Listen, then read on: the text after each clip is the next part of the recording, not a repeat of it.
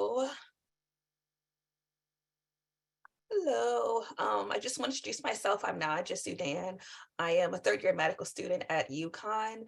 Um, I learned about the American Heart Association in their events because my godmother used to work for the American Heart Association. Um, and yeah, I went to Spelman College and I was a biology major.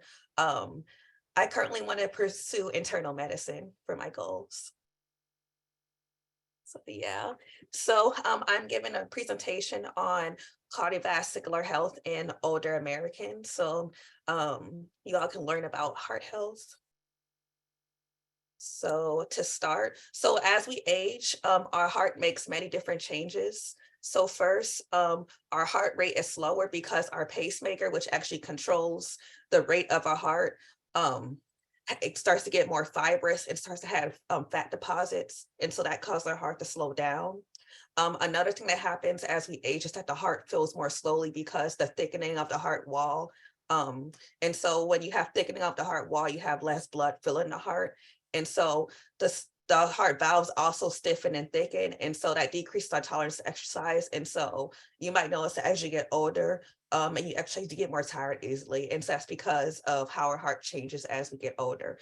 And there's also less flexibility in stiffness and thickening of the aorta. And so that's why as you get older, your blood pressure tends to increase. And so all of these things that happen to our heart as we age increase the risk of cardiovascular disease, along with the other risk factors I'm going to mention later on. So first, what is cardiovascular disease? So formal definition is cardiovascular disease is a general term for conditions affecting the heart and blood vessels. And so there's four main types of heart disease that's common in the US. It's coronary artery disease, stroke, and something called a transient ischemic attack, in which I'll explain later on, peripheral artery disease, and then heart failure. So first, starting with coronary artery disease. So coronary artery disease is the most common type of heart disease, and this is actually what causes a heart attack. So this is caused by a buildup of the plaque in the wall of the arteries that supply the heart. And so if you see this diagram, you see this plaque that builds up in the arteries that supply the heart that blocks the blood flow to the heart. And so that causes the heart cells to die. And so anything in your body that doesn't get blood flow tends to die. And so there's many signs. So the first sign is something called angina. And so when you have that squeezing sensation in the middle of your chest, or you have any type of discomfort, that's the first sign. Other symptoms include weakness, lightheadedness, nausea, or cold sweat, pain or discomfort in the arms and shoulder, and shortness of breath. And so one thing to know is anytime you experience symptoms or you see somebody else experiencing these symptoms, make sure you take them to the emergency room, because this could be a sign of a heart attack. And so the sooner you take them to the emergency room, then you could save their life. So then another type of cardiovascular disease is a stroke, or something called a transient ischemic attack, abbreviated TIA. And so this is caused similar mechanism as a heart. And so this is when something blocks the blood flow to the brain. And so then that causes the brain to then die, brain cells to die. And so another type of stroke is called a transient ischemic attack. And so transient ischemic attack is also called a warning stroke, because this is when you might have symptoms of a stroke, but they're temporary. They're not permanent. So the difference between a transient ischemic attack and a stroke is that a stroke is more permanent. You'll get permanent weakness, numbness, and everything, but a transient ischemic attack is more temporary. And so then you'll go back to normal. And so some symptoms of a stroke is sudden numbness, weakness in the face, arm, or leg, especially on one side of the body, sudden confusion, trouble speaking, understanding speech, trouble walking. And then another type of stroke is when the blood vessel bursts. And so this can cause a severe headache or a hemorrhagic stroke, in which hemorrhagic stroke is when a blood vessel bursts. And so here's a diagram. This is blockage of blood flow, which is a ischemic stroke, and then there's a hemorrhagic stroke when a blood vessel bursts. So it's two types of strokes. So another type of cardiovascular disease is called peripheral artery disease. And so this is a common condition where you have the narrow arteries that reduce blood flow to the arms and legs. And so there's many different symptoms, such as pain or cramping in the legs and arms. And that's usually gets worse with exercise, because when you exercise, you have more blood flow going into your arms and legs. You'll have coldness in your lower leg or foot, because when there's less blood flow, then it becomes colder. Blood flow is what keep your extremities warm. you'll have the shiny skin due to lack of blood flow. You'll have erectile dysfunction. And then you'll have wounds on the toes, feet, and legs that won't heal easily. They'll take much longer to heal than normal. So that's a sign that you'll notice. Then you'll have the slower growth of toenails. And then lastly, another common type of heart disease is called heart failure. And so this is a condition where the heart isn't pumping enough blood as it should. And so over time, the heart makes many different changes where it gets larger. It develops more muscle mass because it has to work harder to pump blood to the rest of the body. And then it starts to pump faster because it has to work extra hard. And so some of the common causes of heart failure include a myocardial infarction, or a heart attack is another word, hypertension, and then coronary artery disease. And so some of the symptoms of heart failure that are common include shortness of breath. And that's worse when you lie down because all that fluid then goes in your lungs that's backed up when the heart's not pumping enough blood to go through your body. You'll have the persistent coughing or wheezing because you'll start to have fluid, backup of fluid in your lungs. You'll have tiredness and fatigue, and then you'll have leg swelling because think of heart failure as that heart is not pushing the blood forward in your body. So you'll have all that backup of fluid in your body. And so that causes these symptoms. So there's so some statistics and risk factors for cardiovascular disease.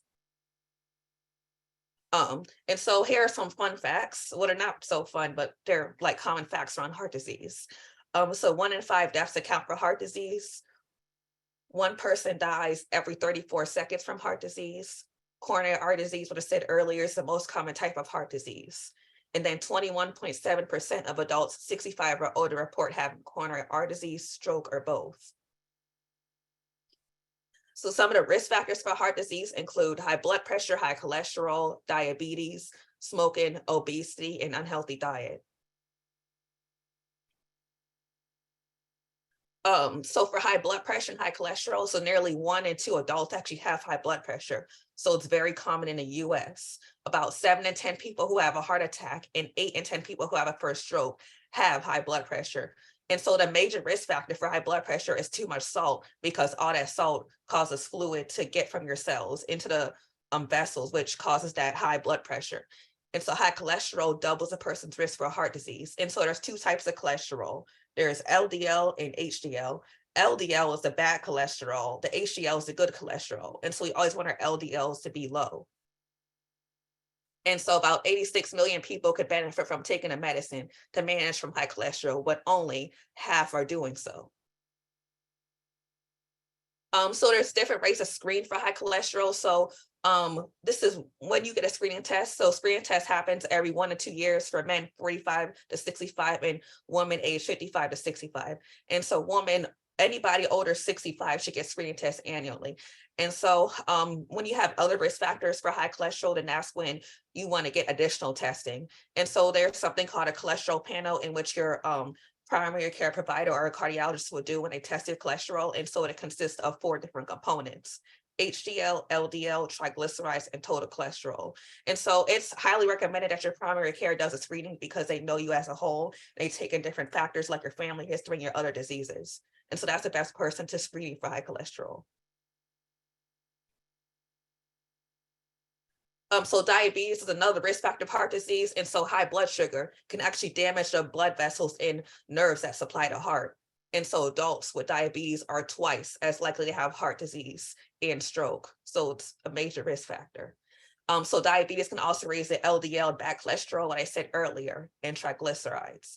And so there's 2 types of diabetes. There's type 1, which is common in like younger people, and type 2, and that's the type that's common in older people. And so risk factors for type 2 diabetes include over 45 years of age, being overweight, being African American, Hispanic, American Indian, Alaskan Native, having pre-diabetes, and being physically active less than 3 times per week. And so there's many symptoms that are common with diabetes. This includes increased thirst, increased urination, and also wounds that heal very slowly. And so those are like the types of symptoms that you'll first notice when you get diabetes. And so there's ways to screen for diabetes. So we have something called an A1C. And so A1C takes the average blood sugar over a course of 3 months. And so this is what doctors use to screen for diabetes. And so all adults who are over 65 are recommended to get a baseline A1C according to guidelines. And so then once we initially screen somebody's A1C, then there's guidelines to repeat a test. And so if A1C is normal and a person has risk factors and are over 45, then we repeat every 3 years. For somebody who has pre-diabetes, which is the range of 5.7 to 6.4, it varies, but doctors repeat like 1 to 2 years. And if we have diabetes, we repeat every 3 months to make sure that it doesn't go up. And so there's 3 ranges for A1C. Normal is less than 5.7, pre-diabetes is 5.7 to 6.4, and then diabetes is over 6.5. So smoking is also another risk factor. And so 1 out of 5 smoking related deaths are caused by heart disease. And so 34,000 non-smokers die from heart disease each year from exposure to something called secondhand smoke when you're near somebody that smokes. So these cigarettes that we use to smoke contain 7,000 chemicals that can cause damage to the body. And so there's many ways, such as they raise triglycerides, they lower the HDL, which is a good cholesterol. They make blood very sticky, so then that blood is then hard to get through the blood vessels. They damage cells that line the blood vessels, and you can't have blood flow going to the blood vessels. They increase that buildup of plaque in the blood vessels, so then you don't have that blood flow going through. And it also causes that thickening and narrowing of the blood vessels. So then all of this basically makes it hard for blood to go through the blood vessels. And so this is a cause of cardiovascular disease. Najah, we've got a couple of questions piling up if you can take a minute to answer them. Oh yeah, no problem. One is, why does one get fluid retention when you have heart failure? So think of the heart as like a pump. So what happens is you have your veins and then you have your arteries. And so what veins do is they take blood that doesn't have oxygen and gives it to the heart. And so the heart then pumps the blood through the lungs that put oxygen in the blood, and then it goes back to the heart and into the body. And so when your heart is not pumping blood to the rest of the body, then that blood backs up. So it's like a pump that kind of perpetuates the blood through your body, or like pushes it through. And so when it's not pushing it through, then it backs up in you have that blood that backs up in your body. And so that's what causes the swelling in your legs and those symptoms. Okay, next question is, can varicose veins cause the heart to work harder to circulate blood through the legs? So varicose veins is a different type of disease. It's not necessarily related to the heart. It's more so related to the valves in the veins that aren't allowing blood to go up in the veins. And so, yeah. Last question is, what does A1C mean? So A1C is it's basically just kind of like a symbol for like the average blood sugar. It doesn't necessarily have like a long word that it means, but it's just like a way, and it's measured in percentages that we take like the average blood sugar. And so you might see like your doctor like prick your skin, and then they'll give like glucose levels. And so A1C basically is just a number that measures like the average of those glucose levels in your blood. Okay. Any other questions? Yeah, there's one more. Aren't heart attack symptoms for women sometimes different than for men? So they can differ. But most of the time, most people like have those classic symptoms of a heart attack. But yeah.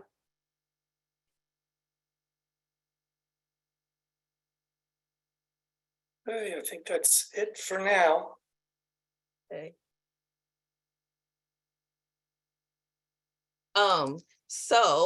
Another risk factor for heart disease is obesity. And so obesity affects more than 40% of the population. And so the cause is that the excess fat causes the inflammation that causes the body to not use insulin efficiently. And so obesity is like another risk factor for type 2 diabetes, which I mentioned earlier. And so this can also lead to something called metabolic syndrome in addition, where you have high blood lipids, like LDL, hypertension, high blood sugar, and then low HDL cholesterol.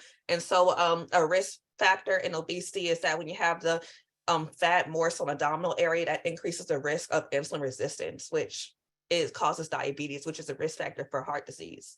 And so there's other ways that obesity can affect the hearts, which is enlargement of the heart, because the heart has to work extra hard to pump blood through the body.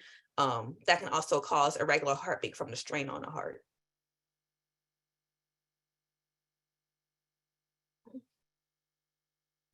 Sorry. So one of the common problems that we have in America is that we have food deserts, and those are normally in marginalized and underserved populations. And so the definition of a food desert is an area in the US with limited access to affordable, nutritious food. And so there's different factors that qualify a neighborhood as a food desert. One is low number of grocery stores, great distance between grocery stores, lack of transport between grocery stores, and low income residents who cannot afford food options.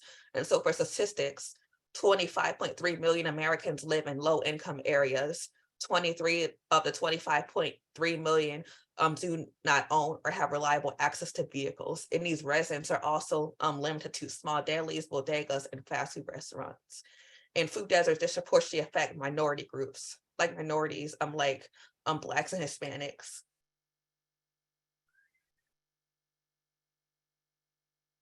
So there's many different ways to prevent heart disease, in which I'll go in detail into. So the first way is some healthy cooking techniques. And so some of like the tips is to avoid cooking food at high temperatures because you're exposed to food to all these harmful chemicals. Avoid frying foods because you're saturated with those unhealthy lipids and fats. Use low fat cooking methods such as boiling and steaming, and avoid cooking meat or fish to well done or brown, which is actually true because then you're exposing this to like a lot of those toxic chemicals. And then whole grains are actually very healthy. So whole grains include plain oatmeal, brown rice, whole grain bread, and then whole grain tortillas. So protein-rich foods are also good for you. So these include fish, which are high in omega-3 fatty acids like tuna, trout, lean meats, like 95% lean ground beef or pork, skinless chicken or turkey. And so just another tip, usually in grocery stores, they'll have a label if it says like if it's skinless or if it's more lean. And so you'll look at the label to be able to tell which type of meat it is. Eggs, nuts, seeds, soy products, and then some legumes like kidney beans, lentils, chickpeas, and black-eyed peas, and lima beans. Oh, sorry. Najah, somebody just pointed out you skipped a slide, the one right before food deserts. Oh, yes. I'm so sorry. Okay, so yeah, I'll explain the side. So there's many different foods that increase cardiovascular risk. And so saturated fats that increase LDL levels in sources include like red meat, butter, fried foods, potato chips. So those foods have like a lot of like lipids that increase the risk. And then some sugary foods. So those actually increase the risk of diabetes. And so that includes like soda, food with white flour, like baked goods, cookies, cakes, muffins, and then refined greens that quickly convert to sugar, like white rice, bread, and pasta. And then other salty foods like hot dogs, salami, lunch meat, frozen foods, canned foods increase the risk. Sorry about that.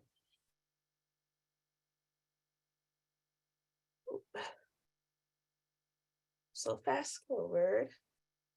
So back to like prevention. Any questions about the prevention and anything so far? Okay. So another way to prevent cardiovascular disease is oils and food with monosaturated and polyunsaturated fats. And so the best type of cooking oils to use include canola, corn, olives, safflowers, sesame and soybean oils, and then avocados and tofu is good for your heart, and then salmon and trout. And so here are some grocery shopping tips. So there's many heart healthy foods that have a certain label. And so this label right here is what's usually put on foods that are heart healthy. And so anytime you're looking for foods that are heart healthy, make sure they have like this label. And this link right here has a list of like all the heart healthy foods and heart check certified products, which is checked by the American Heart Association. So there's something called there's some resources for seniors who aren't able to like afford healthy food. And so the first is the Senior Farmers Market Nutrition Program. So this awards grants to different like states in the US and provide low income seniors with coupons for fresh foods at farmers markets, roadside stands, and community supported agriculture programs. So you must be at least 60 years old to qualify, and you must have a household income no more than 185% of the federal poverty income guidelines. Najah, we have a question here. This person has heard that taking omega-3 supplements is not really beneficial compared to eating foods containing omega-3s. Have you heard that? Is that correct? I hadn't heard that specific fact, but in general, it's better to get your nutrition from eating rather than taking like a bunch of supplements unless you're like super deficient in that nutrient. That makes sense.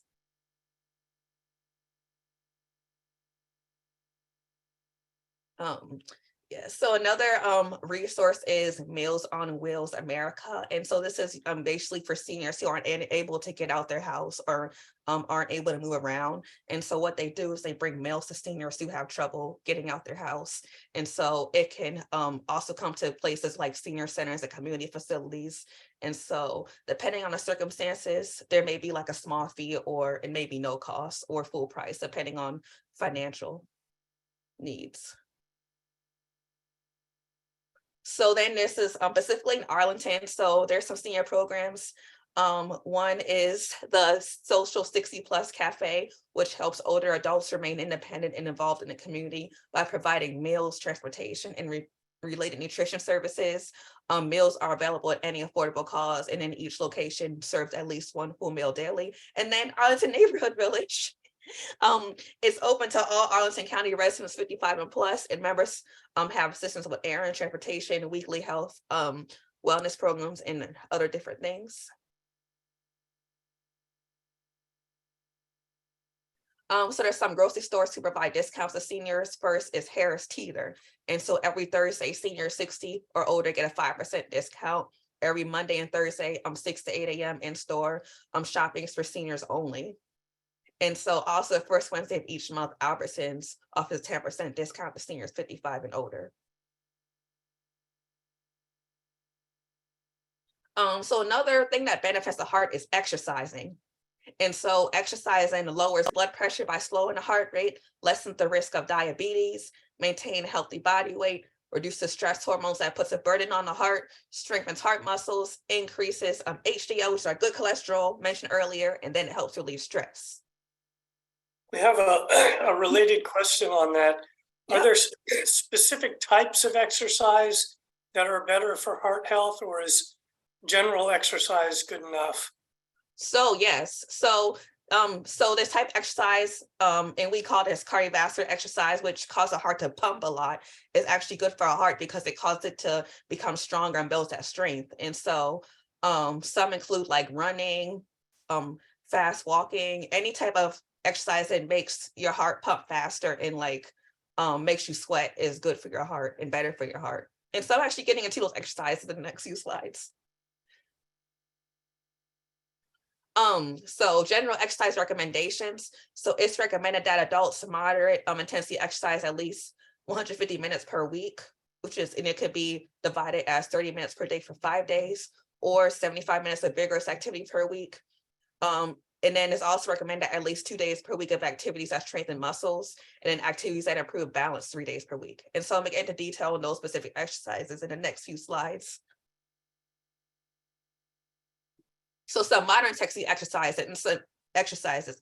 And so to answer your question earlier, these are the exercises that actually are better for your heart. And so these include water aerobics, which I heard is actually really good exercise for seniors. Bike riding, dancing, double tennis, hiking, pushing a lawnmower, and brisk walking. So then you do some vigorous intensity exercises, which are also exercises really good for your heart. These include running, hiking uphill, singles, tennis, martial arts, and aerobics.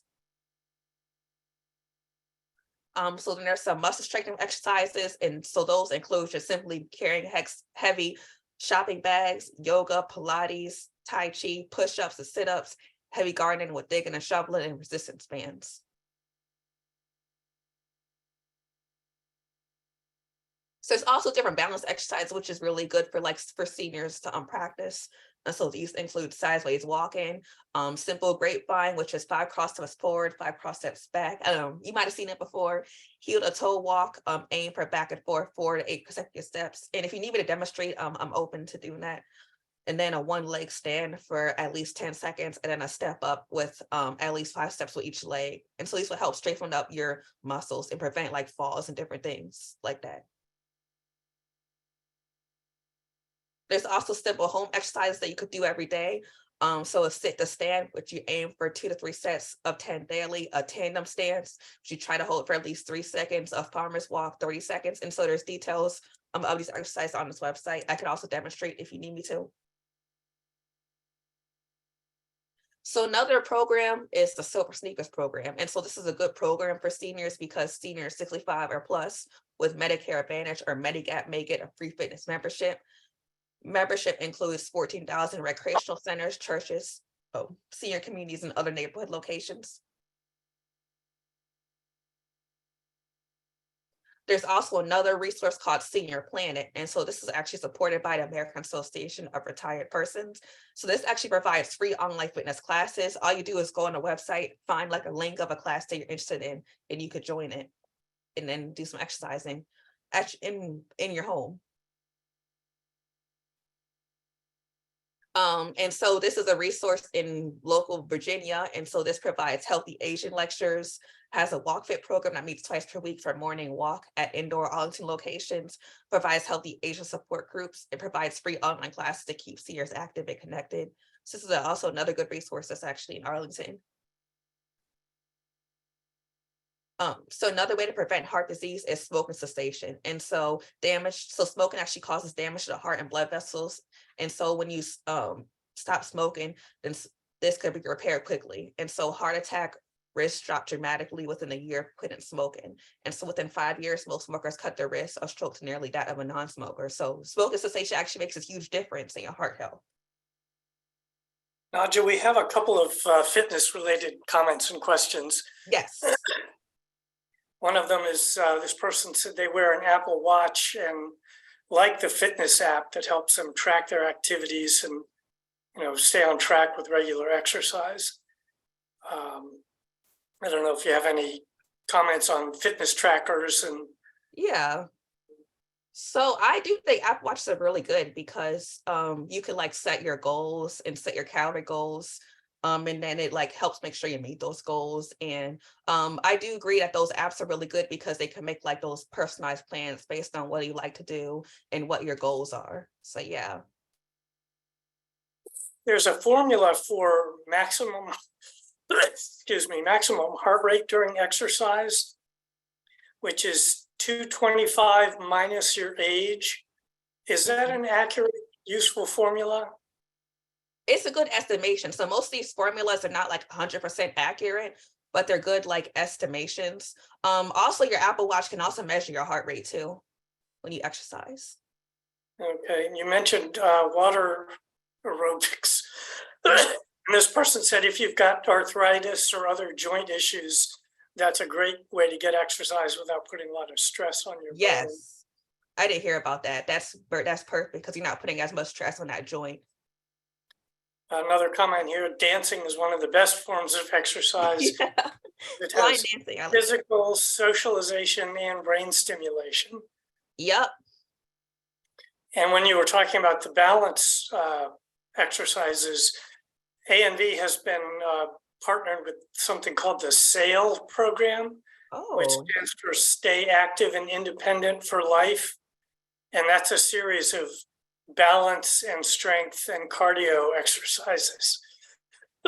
And it's proved to be very popular. There's usually a wait list for the SAIL classes. Oh, yeah, I never heard of it. Okay. Yep. And we've got a question here to ask you to discuss alcohol use, because I agree with this person. The guidelines seem to kind of bounce around a little bit, and they're different for men or women. So if you could get to that at some point, that would be good. Yeah, so I don't think I have anything about alcohol use on my slides, but I can briefly explain it now. So yeah, the guidelines generally is that if you're over 65, it's recommended to drink no more than 1 drink a day. like one standard drink, like 1 cup of alcohol a day. And it's saying this for both men and women. And so it's generally recommended to have low to moderate alcohol intake. Okay. And I guess the only other comment was you were talking about tennis. There was no mention of pickleball, which is a Pickleball. hot topic in Arlington. Oh yeah, I never heard of pickleball. Oh, look it up. Yeah, I'll look it up. It's all the rage. And there's one new question. What effect does coffee have on heart health? Yeah, so coffee is an interesting topic. So coffee actually makes your heart beat a lot faster. And so generally coffee in low amounts, it's good, like 1 cup a day, but drinking like 5 cups a day is bad for your heart because it puts strain on your heart. It causes it to work hard because coffee basically, that's why once you drink coffee, you feel awake and you're not tired because it stimulates your body and gives you energy, but not in a most healthy way. Okay, well, that's the end of the current questions. Okay. So there's many resources if you want to stop smoking. So there's some quit lines, like the National Quit Line Services, American Heart and American Lung Association, and then the National Cancer Institute. And here's the contact information. So anytime you want to quit smoking, you could call these places and they'll give you like free resources and some guidance. There's also some support groups for people who want to quit smoking. This includes Troop Initiative, American Lung Association, and then Nicotine Anonymous, which is similar to Alcohol Anonymous, but it's the people who come and speak about their experiences quitting smoking. So yeah. So there's also another resource, big resource, your primary care doctor. And so they can actually help you quit also. And so they could do this by creating a thorough plan with you. And so I think this is actually the most effective way to quit smoking because your primary care doctor knows you the best. And so they can cater to your needs more personally. So they can make follow appointments depending on your schedule and everything. And there's also different medications based on how you react to them, how do you like them and everything, like nicotine patches, nicotine gum, bupropion, varincillin. And so nicotine patches and nicotine gum is actually the most popular methods that people use to quit.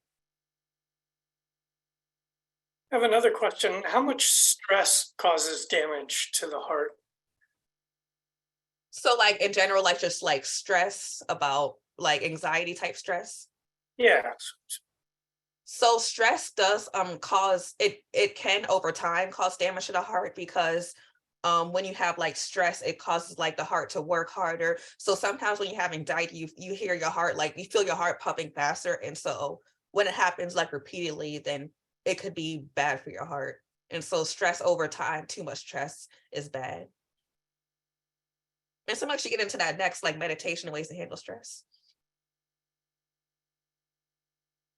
So yes, so this goes to our next topic is meditation. And so there's benefits to meditation to cardiovascular health, so it reduces that stress, which I talked about earlier, and it helps you sleep better. And so actually better sleep habits also are better for your heart too. So there's different meditation techniques that you could do at home, which I'm going to mention. So the first is the stimulating breath, which is you sit at a chair, you inhale, you exhale rapidly for 3 cycles per second, and you strive for no more than 15 seconds. You could do some relaxing breathing, which is the 4-7-8 rule, where you sit in place. You stick your tongue against the back of your teeth. You inhale through your nose to count of 4, hold breath, and then exhale for 8 seconds. And so these are like effective ways in case you feel stressed or have anxiety to like kind of relax yourself. Also, other techniques like a body scan meditation, where you sit in a comfortable position, you close your eyes and you pay attention to your body. And anytime you feel like a sensation or any pain, you take deep breaths. And so this could also help relieve any type of pain that you have, in addition to calming you down.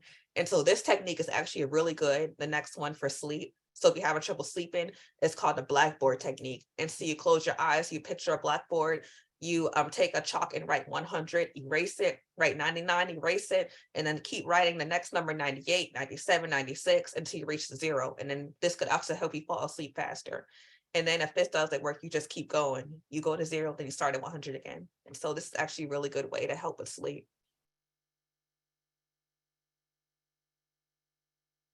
So there's other techniques like diaphragmatic breathing. And so your diaphragm is actually that muscle that helps you breathe. And it's right under your lungs. And so what you do is you lie on your back with your head supported with a pillow, bend your knees, place the hand on the chest, other below the rib cage, and you breathe in deeply to the nose. You feel your stomach rising. So basically meditation is where you just pay attention to your body more, and that helps relax you.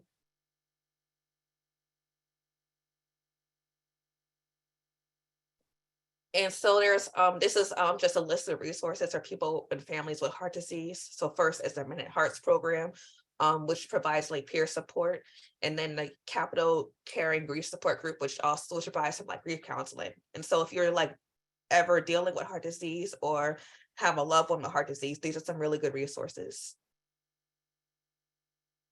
So yeah.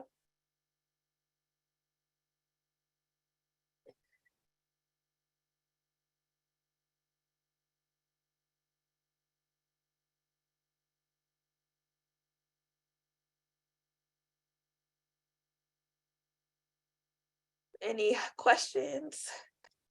Yeah, I've got a few. One of them is I wanted to thank Cheryl for posting a link to an Aging Matters interview with Selena Gore, executive director with an organization called Woman Heart. So I'm sure adds to the discussion of the difference in heart disease and how it manifests in women as opposed to men. Another comment here, that the Surgeon General released a report yesterday on loneliness, and that it contributes to a lot of health problems, including heart disease. I don't know if you saw that report or any of the articles on it. Yeah, so it does, like loneliness, when you're like alone, you feel more depressed and anxiety, and so that can also like impact your health. I have a question here about sleep. They say get 7 to 8 hours. Is that actual hours of sleep, or between when you get into bed and when you get back out, whether you're awake for some of that time or not? Yeah, so this actually includes the amount of time you sleep. Okay. Comment on the blackboard technique. Yes. Saying you have to start at 1,000 to get that to work. So I don't sleep well. I don't get to sleep easily. Yeah, so yeah, the blackboard technique would be very useful. Somebody was talking about raising their heartbeat, but a lot of times I find like my blood pressure medicines don't let me get my heart rate up. Should I worry about that? No. So yeah, I wouldn't worry about that. So the whole point is like to get your heart rate the fastest it can go, or so what exercise do is actually trains your heart, and it's like exercising your heart muscles so they can become stronger. They'll be able to like endure more obstacles, like if there's coronary artery disease, like it helps resist like different types of stress on your body. And so that's the whole purpose of it, but not necessarily like pay attention to your heart rate, but like more so just like doing the cardio exercise that like make you sweat. And one other way to know if it's like an intense exercise, if you can't like talk to somebody and you're like breathing fast, and so that's good for your heart.